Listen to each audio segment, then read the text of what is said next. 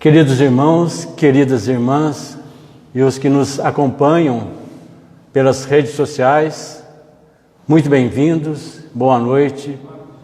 Nós estamos no Centro Espíritas Vinha do Senhor. Nosso estudo de hoje está no Evangelho de Mateus, capítulo 21, versículos 28 a 31. É a parábola dos dois irmãos.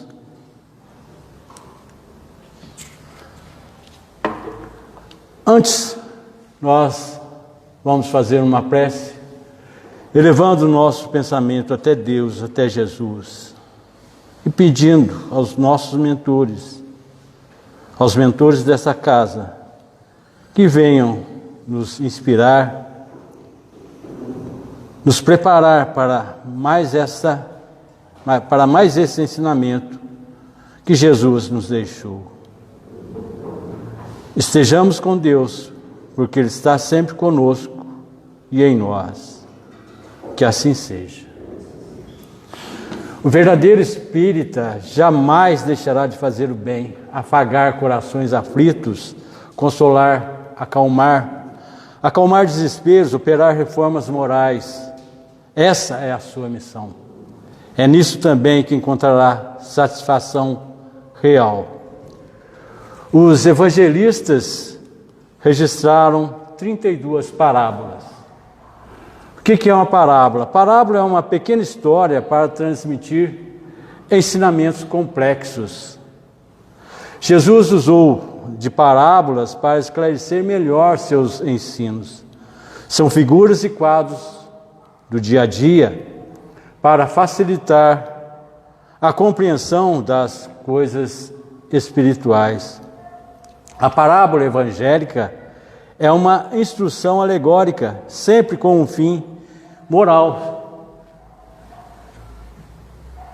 como um meio de fazer compreender uma lição espiritual. É preciso salientar a finalidade pedagógica das parábolas. Jesus recorre a elas para dar ao seu ensinamento, para colocar seu ensino ao alcance dos ouvintes. Quando ele fez o Sermão da Montanha, muita coisa ficou no ar, porque os apóstolos e os que estavam ao redor dele não compreenderam muito. Então ele começou a usar de parábolas para melhor atender. Tendo verificado que seu ensino no Sermão do Monte tinha atingido só uma minoria, que 3/4 partes de suas palavras caíram em terreno ruim e não produziram fruto, Jesus resolveu modificar a sua didática. O assunto que ele explicava era muito elevado para as massas. A não compreensão espantava os ouvintes e os afastava. Eles não tinham capacidade de penetrar os segredos do reino, por se acharem em degrau evolutivo muito baixo. Já falando em parábolas, o ensino era dado de uma maneira mais fácil para a percepção dos ouvintes. Aos discípulos que tinham uma capacidade evolutiva maior, era tudo explicado. E muitas vezes eles também não entendiam o que Jesus explicava, e Jesus queixou algumas vezes disso. O uso de parábolas era comum desde a antiguidade. Os hebreus já usavam de parábolas. Muitos mestres usavam de parábolas para que os alunos voltassem até eles para compreender melhor as lições. E diz a parábola: um homem tinha 2 filhos. Chegando ao primeiro, disse: filho, vai trabalhar hoje na minha vinha? Ele respondeu: irei, Senhor. E não foi. E chegando ao segundo, disse-lhe o mesmo. Porém, este respondeu: não quero. Mais tarde, tocado de arrependimento, foi. Qual dos 2 fez a vontade do Pai? Responderam eles: o segundo.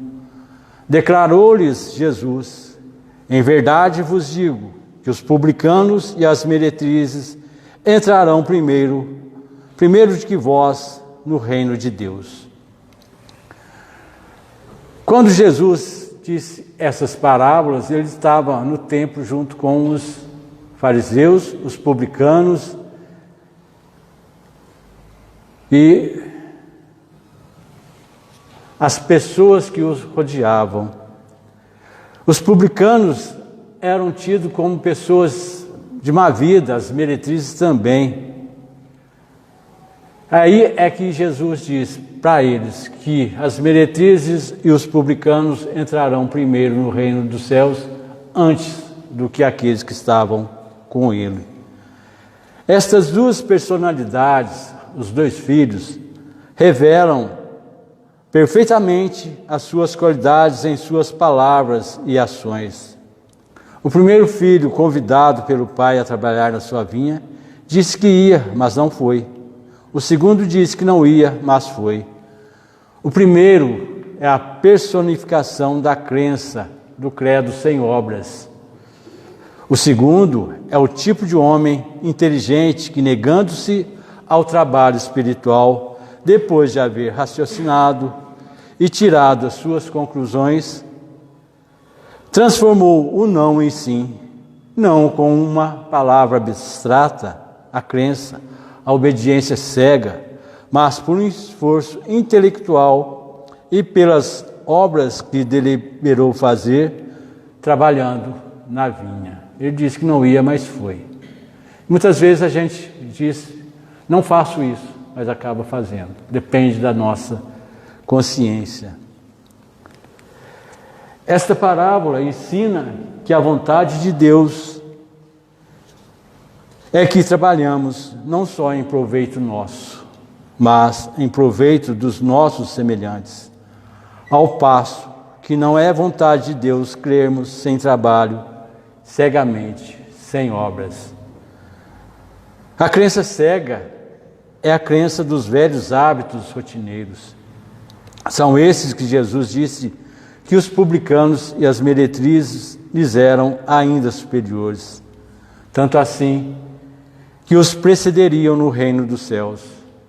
A parte da parábola que se refere ao filho que disse irei, mas não foi, entende também aqueles que, assumindo a tarefa de guiar para a verdade, se mantêm no exclusivismo condenável, apagando até alguma centelha de fé que doada por algumas almas.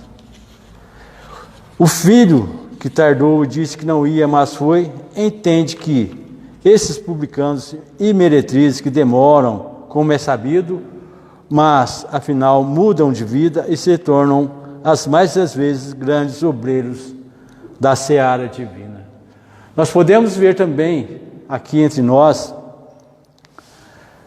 aquelas pessoas, vamos falar, tabagistas, viciadas no cigarro. Elas dizem, não consigo parar, não posso parar. E tem aquela que fala, hoje eu começo a minha dieta de cigarro e paro. Daqui a alguns anos a gente encontra aquela pessoa que falava, eu não consigo parar de fumar, e ela já parou. E aquele que fala segunda-feira eu paro, esse continua fumando. Enfim, João Moutinho, em O Evangelho Sem Mistérios nem Véus, diz que a religião tem por função o cultivo dos frutos que iluminam os caminhos da espiritualidade, que é a conscientização religiosa. Este é a vinha que o Senhor se refere na parábola. O filho que diz não ir é tocado de arrependimento. Desculpa.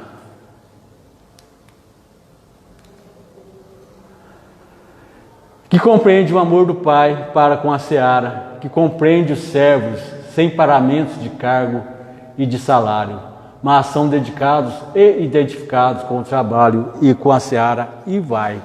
Aquele filho que sabe que o Pai já trabalhou muito, e que a vinha também é para ele.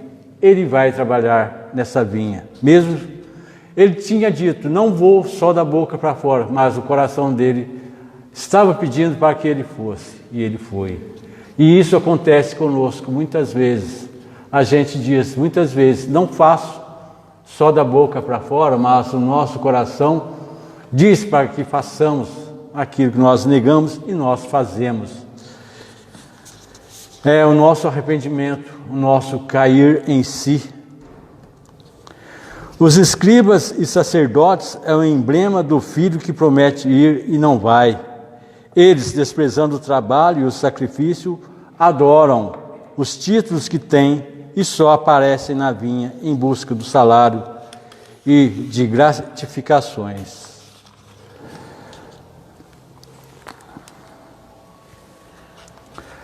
A religião tem por função o cultivo dos frutos que iluminam os caminhos da espiritualidade, que é a conscientização religiosa.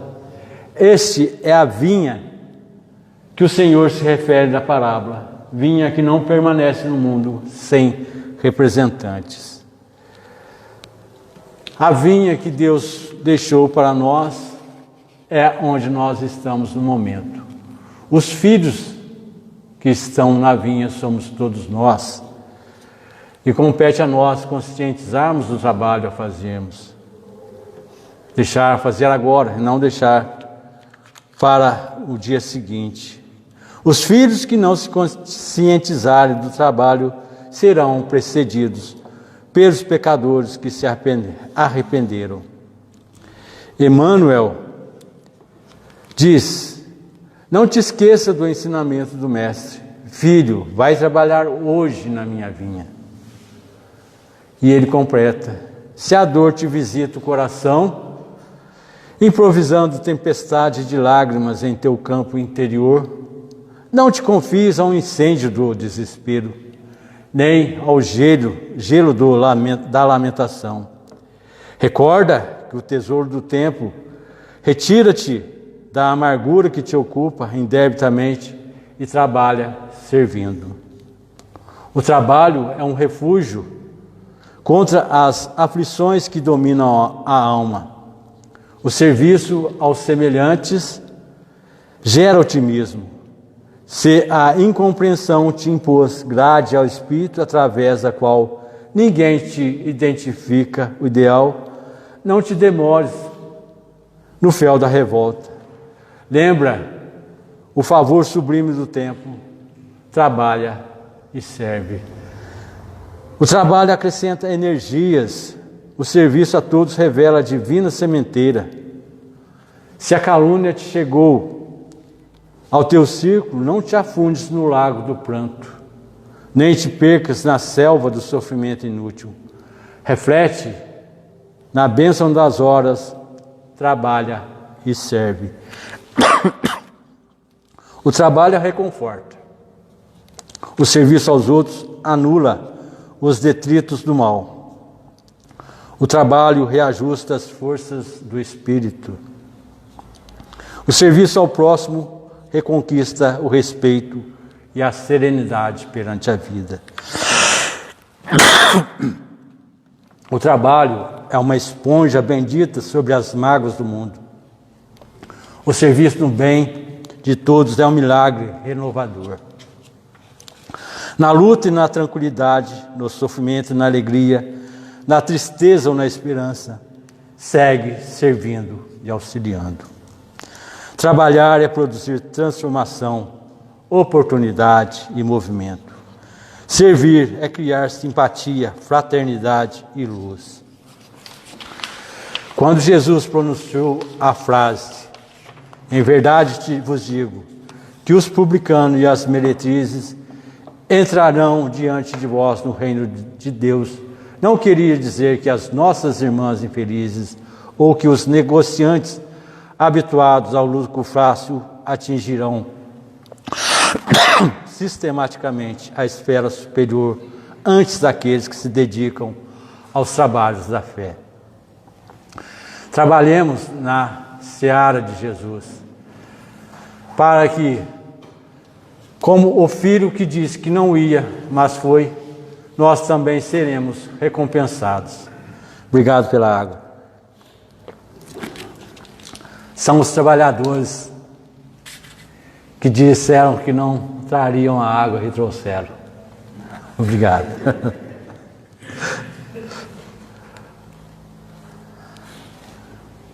Não te esqueça do ensinamento do mestre. Filho, vai trabalhar hoje na minha vinha. Foi o que eu acabei de ler, mas vamos ler de novo. Se a dor te visita o coração, improvisando tempestades de lágrimas em teu campo interior, não te confies ao incêndio do desespero, nem ao gelo da lamentação. Recorda o tesouro do tempo. Retira-te da amargura que te ocupa indebitamente e trabalha servindo. O trabalho é um refúgio contra as aflições que dominam a alma. O serviço aos semelhantes gera otimismo. Pergunte aos nossos irmãos que trabalham na distribuição das cestas básicas, o que eles recebem pelo trabalho que eles fazem. O que é, Januário? O que você recebe? É um trabalho muito bom. Isso está fazendo para a gente.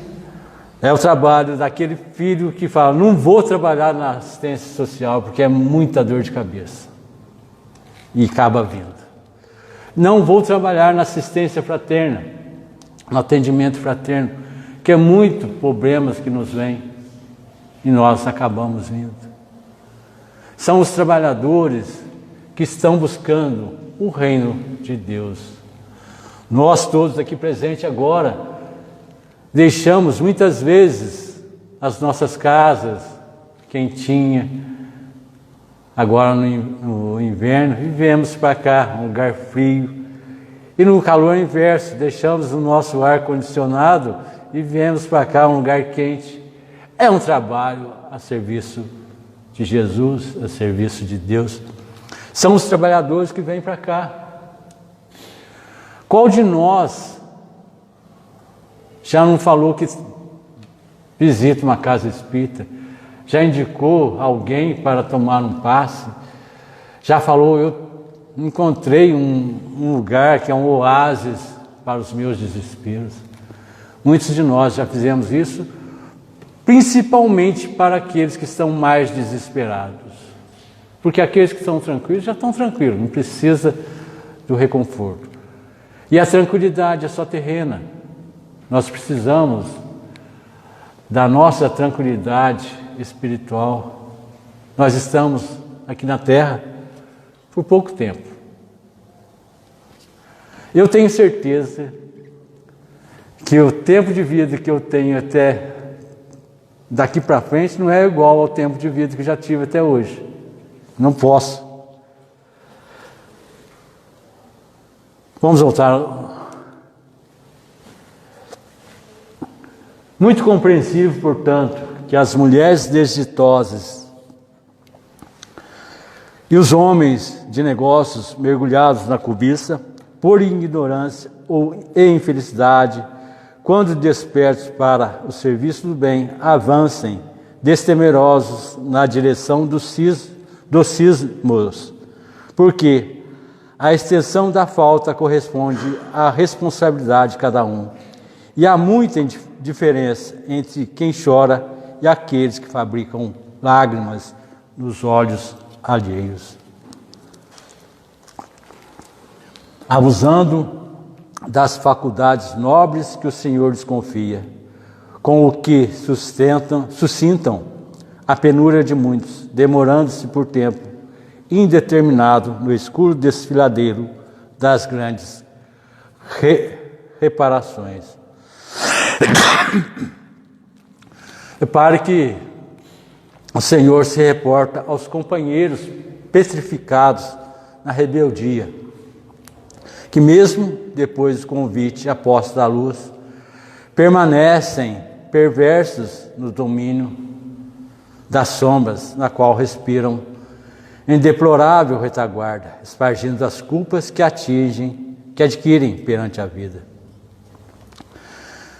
Por irmãos dessa classe, isto é, dos que negam a verdade, encontramos todos aqueles que, devidamente informados pelos avisos da religião quanto aos deveres da solidariedade, vivem acomodados com a egolatria e com a dureza de coração, muito embora desfrutem do ensinamento religioso, caminho aberto à aquisição da própria felicidade.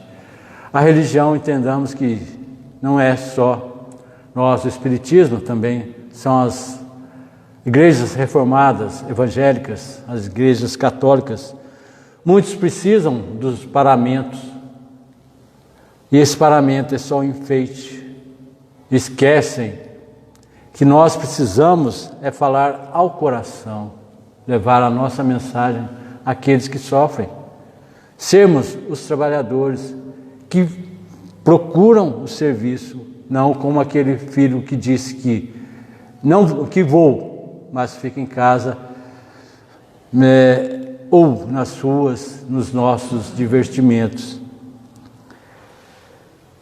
Nós devemos ser aquele filho que disse, não quero ir, mas vai trabalhar.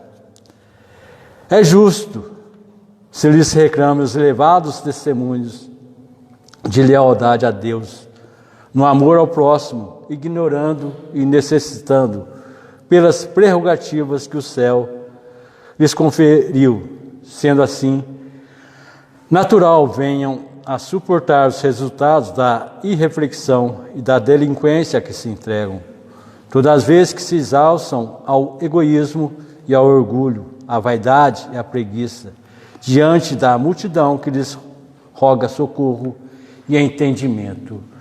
Muitos vêm até nós pedindo o nosso apoio, e nós, como bons espíritas que somos, não neguemos esse apoio que nos pedem e quando nos pedem.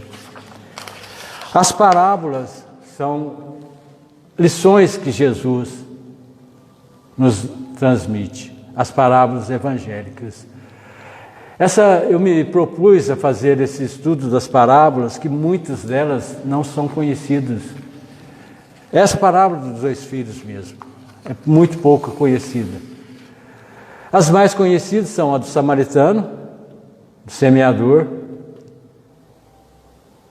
e a do joio do trigo. São as mais conhecidas. Mas muitas delas são simples e transmitem um grande ensinamento. Essa dos 2 filhos, um que diz que não vai trabalhar e vai sim, e outro que diz vou e não vai. O trabalho que o Senhor nos pede é que seja feito hoje, não deixe para amanhã. Se aquela pessoa que tem fome, é hoje, é agora. Aquele que tem frio, é hoje, é agora, ele não pode esperar muito. Nós, como trabalhadores, nessa vinha do Senhor, não fazendo alusão à casa na qual estamos, que é vinhas do Senhor, mas nessa vinha que o Senhor nos colocou. E vinha lembra o vinho, a espiritualidade, o vinho, a uva, tudo isso nos remete ao ser espiritual. Enquanto que nós estamos precisando trabalhar nesse caminho espiritual, a matéria nos chama para que ficamos aqui, ficamos nela. Fiquemos nos prazeres momentâneos, nos prazeres fugazes. Esses prazeres duram pouco e a nossa vida é ser imortal. Nós aprendemos um pouco aqui e um pouco no plano espiritual. Quando nós acabarmos com o nosso trabalho aqui, com o nosso aprendizado, nós vamos para o plano espiritual aprender um pouco mais. E lá no plano espiritual nós vamos aplicar o que nós aprendemos aqui, fazer o balanço do que nós nos propusemos quando nós pedimos a reencarnação. E se nós cumprimos devidamente com o nosso programa, nós seremos diplomados, entre aspas, mas nós teremos o reconhecimento como dever cumprido, como o filho que disse que não ia trabalhar e foi, e não aquele que disse que ia, mas não foi. A nossa missão é melhorar todos os dias, um pouco a cada dia. Não queiramos superar em um ano o trabalho de 10. Vivamos um dia de cada vez, um ano por ano. É dessa forma que nós vamos procurando chegar até o reino de Deus, até o reino dos céus, como Jesus nos propõe o tempo todo. Eu agradeço a atenção de todos e vamos fazer a nossa prece de encerramento. Agradecendo a Deus, nosso Pai, Jesus, nosso irmão maior, aos benfeitores que aqui nos inspiraram e nos iluminaram. Nós agradecemos, Senhor, aos ensinamentos que nos proporcionastes. E nos acompanhe até os nossos lares. Que assim seja.